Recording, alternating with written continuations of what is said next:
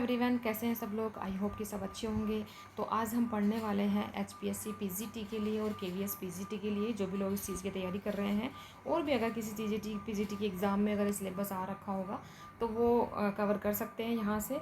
लेकिन अभी के लिए एचपीएससी पीजीटी और केवीएस पीजीटी के लिए बहुत इंपॉर्टेंट है क्लास 11 की बुक है, जो कि हम कंप्लीट करेंगे। और क्लास 11 का फर्स्ट चैप्टर जो है मुंशी प्रेमचंद के द्वारा लिखा गया है, नमक का दरोगा। तो उसमें लिखा गया, हम उसके एक एक लाइन को पढ़ेंगे। मैंने एमसीक्यू पीछे भी करवाए हुए हैं, लेकिन थोड़ा सा वो चैप्टर ठीक से नहीं बन पाया है, इस वजह से हम अलग से कर रहे हैं एज इट इज़ जैसे बुक में दिया हुआ है, ताकि आप लोगों को ये भी लगे कि हाँ, हम बुक से ही पढ़ने की कोशिश कर रहे हैं, कि बुक ही पढ़ रहे हैं। ठीक है, तो स्टार्ट करते हैं। सबसे पहले इन्होंने लिखा है कि कोई भी बुक पुस्तक कुछ शब्दों का संघात है। शब्दों के समूह ही तो पुस्तक कहलाते हैं, परंतु ये शब्द सजाकर इस प्रकार रखे गए होते हैं कि उनसे हम एक अर्थ पाते रहते हैं। साहित्य का व्याकरण हजारी प्रसाद द्विवेदी ने लिखा है साहित्य के व्याकरण में। ये बहुत इंपॉर्टेंट है ये तीनों लाइनें, क्योंकि एज इट इज़ ऐसे कि ऐसे पूछ ली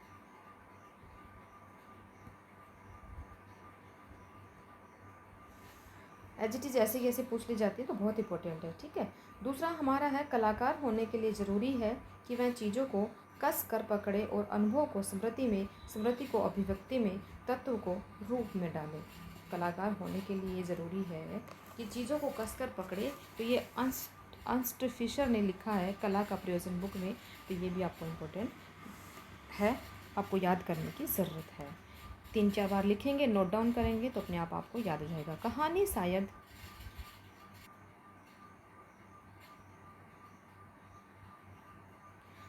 शायद समय की कला है। समय के साथ कहानी अनेक प्रकार की कलाएं दिखाती है।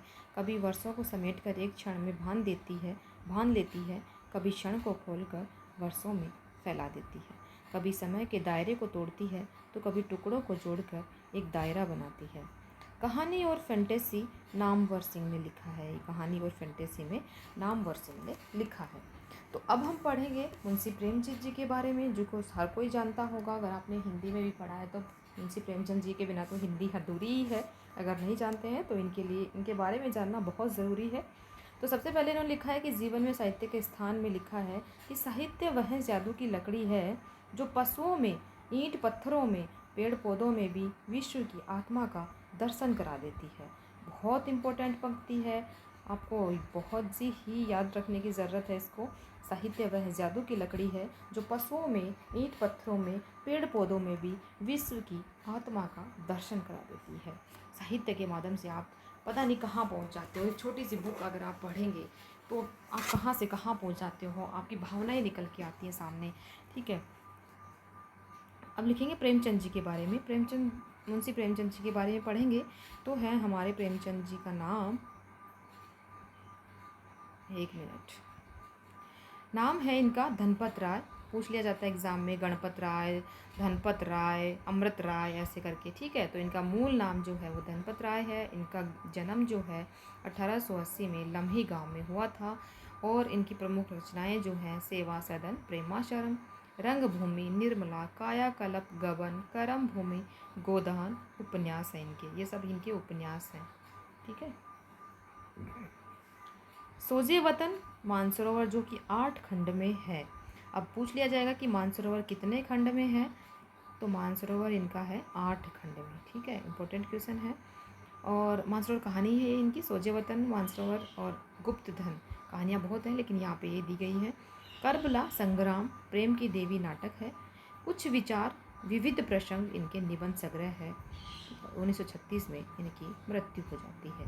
1880 में इनका जन्म हुआ और 1936 में इनकी मृत्यु हो जाती है। प्रेमचंद हिंदी कथा साहित्य के शिखर पुरुष माने जाते हैं। शिखर पुरुष कौन माने जाते हैं?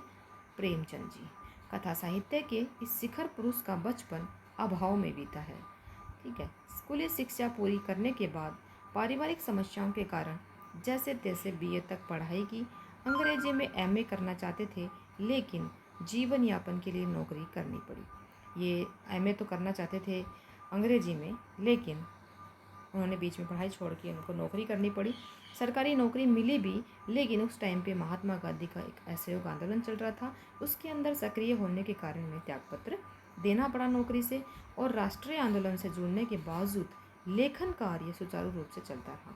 इतना सब होने के बाद में भी इन्होंने इतनी सारी चीज़ें लिखी, तो ये पढ़ के हमें एक मोटिवेशन भी लेना चाहिए कि हम क्यों नहीं कर सकते कुछ अच्छा।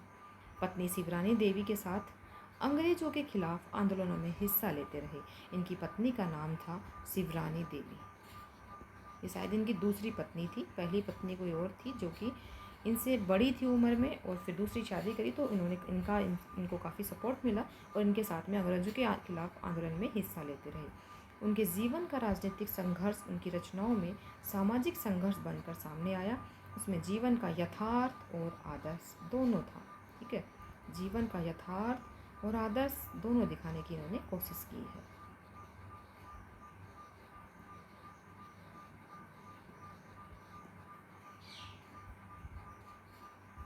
अब आगे बढ़ेंगे। हिंदी साहित्य के इतिहास में कहानी और उपन्यास की विधा के विकास का काल विभाजन प्रेमचंद की ही केंद्र में रखकर किया जाता रहा। इनका जो युग है वो प्रेमचंद पूर्व युग, प्रेमचंद युग और प्रेमचंदोत्तर युग है। यह प्रेमचंद के निर्विवाद महत्व का एक स्पष्ट प्रमाण है। वस्तुतः प्रेमचंद ही पहले रचनाकार हैं जिन्होंने कहानी और उपन्यास की विधा को कल्पना और रोमानियत के धुंधलके से निकालकर यथार्थ की ठोस जमीन पर प्रतिष्ठित किया। यानी कि एज इट इज़ लिखने वाले पहले जो है रचनाकार हैं वो प्रेमचंद ही हैं। यथार्थ की ज़मीन से जुड़कर कहानी किस्सा गोई तक सीमित न रहकर पढ़ने पढ़ाने की परंपरा से भी जुड़ी।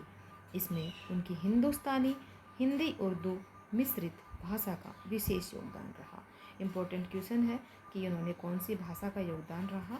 हिंदुस्तानी और हिंदी उर्दू मिश्रित भाषा का। हिंदुस्तानी को बोलेंगे हम, हिंदी उर्दू मिश्रित भाषा। ठीक है,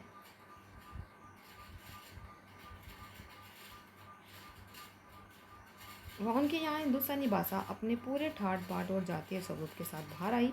उनका प्रारंभिक कथा साहित्य कल्पना, संयोग और रोमानियत के ताने बाने से बुना गया, लेकिन एक कथाकार के रूप में उन्होंने लगातार विकास किया और पंच परमेश्वर जैसी कहानी तथा सेवा सदन जैसे उपन्यास के साथ सामाजिक जीवन को कहानी का आधार बनाने वाले यथार्थवादी कला के अग्रदूत के रूप में सामने आए। यथार्थवाद के भीतर भी आदर्शोन्मुख यथार्थवाद से आलोचनात्मक यथार्थवाद तक की विकास यात्रा प्रेमचंद ने की। आदर्शोन्मुख यथार्थवाद स्वयं उन्हीं की गढ़ी हुई संज्ञा है। यह कहानी और उपन्यास के क्षेत्र में किए गए उनके ऐसे रचनात्मक प्रयासों पर लागू होती है जो कटु यथार्थ का चित्रण करते हुए भी समस्याओं और अंतर्विरोधों को अंततः एक आदर्शवादी और मनोवांछित समाधान तक पहुंचा देती है। सेवा सदन, प्रेमासरम आदि उपन्यास और पंच परमेश्वर, बड़े घर की बेटी, नमक का दरोगा आदि कहानियाँ ऐसी होती हैं। बाद की उनकी रचनाओं में यह आदर्शवादी प्रवृत्ति कम होती गई और धीरे धीरे वे ऐसी सत्य पहुँचते हैं जहाँ कठोर वास्तविकता को प्रस्तुत करने में वे किसी तरह का समझौता नहीं करते। पहले इन्होंने आदर्शवादी कहानियाँ पेश की, लेकिन बाद में इनको ये लगने लगा कि यथार्थ को एज इट इज़ दिखाना चाहिए। गोदान उपन्यास और पूस की रात का फन आदि कहानियाँ इनके सुंदर उदाहरण हैं। गोदान में दिखाया जाता है कि कैसे एक होरी राम का जो किसान होता है और धनिया उसकी बीवी होती है, जो कि कैसे सामाजिक समस्याओं के चलते और उन्होंने कैसे अपना पूरा जीवन यापन निकाल देते हैं और अंत में भी उनको कुछ नहीं मिलता है। ठीक है, यहाँ दी गई कहानी नमक का दरोगा है, जिसका प्रकाशन 1914 यानी 1914 में हुआ था। इसका प्रकाशन प्रेमचंद की बहुचर्चित कहानी है, जिसे आदर्शोन्मुख यथार्थवाद के एक मुकम्मल उदाहरण के रूप में देखा जा सकता है। कहानी में ही आए एक मुहावरे को ले तो धन के ऊपर धर्म की जीत, बहुत इंपॉर्टेंट है, धन के ऊपर धर्म की जीत होती है की कहानी है। ये कह सकते हैं, पूछ लिया जाएगा धन के ऊपर धर्म की जीत की कौन सी कहानी है प्रेमचंद जी की, तो नमक का दरोगा है, जो कि 1914 में लिखी गई है। धन और धर्म को हम कर्म से सद्वृत्ति और असद्वृत्ति, बुराई और अच्छाई, असत्य और सत्य इत्यादि भी कह सकते हैं। कहानी में इनका प्रतिनिधित्व क्रमशः पंडित अलोपुद्दीन, ये पात्र हैं इसमें, और मुंशी बंसीधर नामक पात्रों ने किया। ईमानदार कर्मयोगी मुंशी बंसीधर को खरीदने में असफल रहने के बाद पंडित अलोपुद्दीन अपने धन की महिमा का उपयोग कर उन्हें नौकरी से मुअत्तल करा देते हैं, लेकिन अंततः सत्य के आगे उनका सर भी झुक जाता है।